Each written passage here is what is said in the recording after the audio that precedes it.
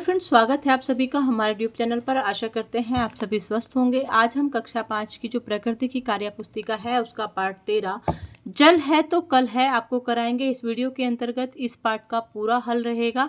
आप वीडियो के अंत तक बने रहिएगा और आपको वीडियो कैसी लगी आप कमेंट बॉक्स में लिखकर जरूर बताइएगा। शुरुआत करते हैं। आप गर्मी के दिनों में पानी पीने की व्यवस्था कहाँ कहाँ देखी है? रेलवे स्टेशन, बस स्टेशन, अस्पताल, पेट्रोल पंप व अन्य सार्वजनिक स्थलों आदि पर पानी पीने की व्यवस्था देखी जाती है। सार्वजनिक जगहों पर पहले के समय में पेयजल व्यवस्था और आधुनिक समय में पेयजल व्यवस्था में क्या अंतर है? पहले के समय में और वर्तमान समय में पहले के स्वच्छ पानी को घड़ों या अन्य बर्तनों में ढककर रखा जाता था। कुछ स्थानों पर पानी की टंकी बनी होती थी जिसमें टोंटी लगी रहती थी। वर्तमान के समय में वाटर कूलर या आरओ लगाए जाते हैं। पानी का उपयोग हम किन किन घरेलू कामों में करते हैं? घरेलू कार्य जैसे खाना बनाने, बर्तन व कपड़े धोने, पालतू जानवरों को पिलाने, नहलाने में, घरेलू साफ सफाई आदि में करते हैं। नीचे कुछ जगहों की सूची दी गई है जहां पानी का उपयोग किया जाता है। उनके अलावा कहां कहां पानी का उपयोग किया जाता है? उपरोक्त के अलावा बिजली उत्पादन में, घरेलू कार्यों आदि में पानी का उपयोग किया जाता है। सूची कहाँ दी गई है? खेती, कारखाने, अस्पताल और मैदान। उसके अलावा बिजली उत्पादन और घरेलू कार्य में भी हम पानी का उपयोग करते हैं। पानी जानवरों के लिए कैसे उपयोगी है? जानवरों के लिए पानी पीने में, नहाने आदि में उपयोगी है। निम्नलिखित में पाए जाने वाली समानताएं व अंतर लिखिए। कुआं और नलकूप। समानताएं क्या है कुएं और नलकूप में? कुआं और नलकूप दोनों से पानी प्राप्त होता है। अंतर क्या है? कुओं का पानी पीने में, नलकूपों का पानी अधिकतर खेतों की सिंचाई करने में किया जाता है। निम्नलिखित को सतही जल और भूजल स्रोतों में वर्गीकृत कीजिए। झीलें, ग्लेशियर, कुएं, नदी, झरने, नलकूप, जलाशय, समुद्र, बांध, नहर। सतही जल के स्रोत हैं झीलें, ग्लेशियर, नदी, झरने, जलाशय, समुद्र, बांध, नहर। भूजल के स्रोत हैं कुएं और नलकूप। प्राकृतिक जल स्रोत और कृत्रिम जल स्रोत में अंतर लिखिए। प्राकृतिक जल स्रोत है, प्राकृतिक जल स्रोत प्राकृतिक द्वारा निर्मित होते हैं जैसे नदी, झरना, झीलें, समुद्र आदि। कृत्रिम जल स्रोत जो है मानव द्वारा निर्मित होते हैं जैसे कुएं, नहर, नलकूप व तालाब आदि। भूजल क्या है? भूमि या जमीन के अंदर से प्राप्त जल को भूजल कहते हैं। भूजल के स्रोत हैं कुएं, नलकूप, तालाब आदि। भूमि से बाहर जल को हम किससे निकालते हैं? कुएं से खींचकर, हैंडपंप से, मोटर से, सभी की मदद से। कुएं से खींचकर भी हम भूमि से बाहर जल को निकालते हैं, हैंडपंप से भी निकालते हैं, मोटर से भी निकालते हैं और सभी की मदद से। तो इसका आंसर हो जाएगा द। इन तीनों की ही मदद से हम भूजल को बाहर निकालते हैं।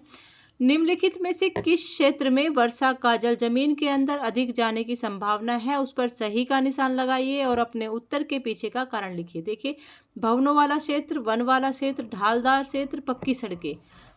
चित्र ए, स और द वाले क्षेत्र की जमीनें पक्की है। यहाँ पर भी जमीन पक्की है, यहाँ पर भी जमीन पक्की है और यहाँ पे भी है। तो कच्ची जमीन जहाँ होगी वहाँ पे पानी अंदर जाने की संभावना है। पक्की जमीन में पानी अंदर नहीं जाता क्योंकि कंक्रीट से बना होता है। देखिए, चित्र ए, स व द वाले क्षेत्र की जमीनें पक्की होने से पानी जमीन के अंदर जाने की संभावना कम रहती है, जबकि चित्र ब वाले जमीन की भूमि कच्ची होने के कारण वर्षा का जल अंदर जाने की संभावना अधिक रहती है।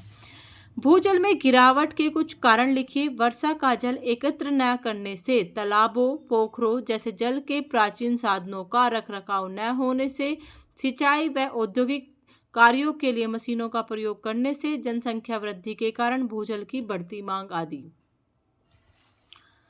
वर्षा कम होने पर सिंचाई के लिए पानी कहाँ से मिलता है? वर्षा कम होने पर सिंचाई के लिए पानी ट्यूबवेल, नलकूप, बोरवेल, नहर आदि से मिलता है। सिंचाई करने के लिए किन किन साधनों की जरूरत पड़ती है? डीजल पंप, पाइप, फावड़ा आदि। क्या चावल और बाजरों की फसलों को समान मात्रा में पानी की आवश्यकता होती है? नहीं, चावल की फसलों को अधिक पानी की आवश्यकता होती है जबकि बाजरे के लिए कम पानी की आवश्यकता होती है। ऐसी तीन फसलों के नाम लिखिए जिनको अधिक पानी की और कम पानी की आवश्यकता होती है। अधिक पानी की आवश्यकता वाली फसलें धान की फसल, पान की फसल और केले की फसल। कम पानी की आवश्यकता वाली फसलें चने की फसल, तिल की फसल और जौ की फसल। निम्नदर्शित में से कौन सा चित्र पानी की बर्बादी को दर्शाता है, उस पर गलत का निशान लगाइए। देखिए यहाँ पर ये है, ये फव्वारे से पानी दे रहा है, इसमें पानी वेस्ट नहीं होगा। जबकि इन्होंने पाइप लगाया है, यहाँ पर पानी का अधिक वेस्ट होगा, तो यहाँ पे गलत आ जाएगा। ये देखिए यहाँ पे क्या है, ये होली खेल रहे हैं गुब्बारे भर के, और वैसे यहाँ पे पाइप छोड़ा दिया है, तो यहाँ पे पानी वेस्ट हो रहा है, ये भी गलत है। पानी जो जहाँ पे पानी की बर्बादी हो रही है वहाँ पे हमें गलत चिन्ह लगाना है। आपको चित्र देखकर पता भी लग रहा होगा, जैसे यहाँ पे ये ब्रश कर रहे हैं और साथ में पानी खुला है, तो ये भी गलत है। ये ब्रश कर रहे हैं, पानी बंद है, ये बिल्कुल सही है। ये नहा रहे हैं और साथ में फ़ोन पे बात कर रहे हैं, ये गलत है। यहाँ पे इन्होंने बर्तन धोने के लिए सिंक को खुला छोड़ दिया है, यह भी गलत है। आप पानी किस किस जगह बर्बाद करते हैं? वाहनों की धुलाई में, जानवरों को नहलाने में, रसोई घर में, सिंक में, बहते पानी में, बर्तन धोने में, खुले जल प्रवाह विधि से सिंचाई करने आदि में हम पानी का वेस्टेज करते हैं। कक्षा में हुई चर्चा के आधार पर लिखिए कि पानी की बर्बादी रोकने के लिए क्या करना चाहिए। ब्रश करते समय नल को खुला ना छोड़े। रसोई घर में बाल्टी या टब में बर्तन धोना चाहिए। पानी की बोतल में बचे हुए पानी को फेंकने की बजाय पौधों में डालना चाहिए। जितने पानी की आवश्यकता हो उतना ही उपयोग करना चाहिए। जल संचय करना क्यों आवश्यक है? भूमिगत जल का स्तर बनाए रखने के लिए जल संचय करना आवश्यक है। जल संचय करने के क्या लाभ हैं? भूजल का स्तर बना रहता है, बिल्कुल सही है। शुद्ध जल प्राप्त होता है, यह भी सही है। मृदापर्दन कम हो जाता है, यह भी सही है। सूखे की स्थिति में मदद करता है, यह बात भी सही है। तो उपरोक्त सभी सत्य हो जाएंगे, इसका उत्तर हो जाएगा द। जल को कैसे संचित किया जाता है? तालाब बनाकर, बिल्कुल सही। बांधों और चेक बांधों का निर्माण कर कर, यह बात भी सही है। भूमिगत कुएं बनाकर, यह बात भी सही है। वर्षा जल का संचय कर कर, यह बात भी सही है। तो उपरोक्त सभी सत्य हैं। नीचे दिए गए चित्र क्या दर्शाते हैं, समझाइए। देखिए यहाँ पे भवन है, यहाँ इन्होंने क्या करा है, एक गड्ढा खोद के एक पाइप के द्वारा ये पानी इकट्ठा कर रहे हैं और इसे यहाँ पे टैंक में भर रहे हैं। देखते हैं अभी ऊपर दिए गए चित्र में, यानी कि इस चित्र की बात करें तो बारिश का पानी मोटे पाइप के द्वारा जमीन में गिराया जा रहा है, जो धीरे धीरे जमीन अवशोषित कर लेती है, जो भूमिगत जल स्तर को बनाए रखने में मदद करता है। यहाँ पे दिए गए चित्र की बात देखते हैं। ऊपर दिए गए चित्र में बरसात के पानी को एक मोटे पाइप की सहायता से बड़ी टंकी में इकट्ठा किया जा रहा है, जो पौधों की सिंचाई व घर की साफ सफाई में काम में लाया जा सकता है। प्राचीन काल में जल संरक्षण के लिए क्या क्या कदम उठाए जाते थे? प्राचीन काल में जल संरक्षण के लिए तालाब, पोखर, जलाशय, झीलों का निर्माण किया जाता था।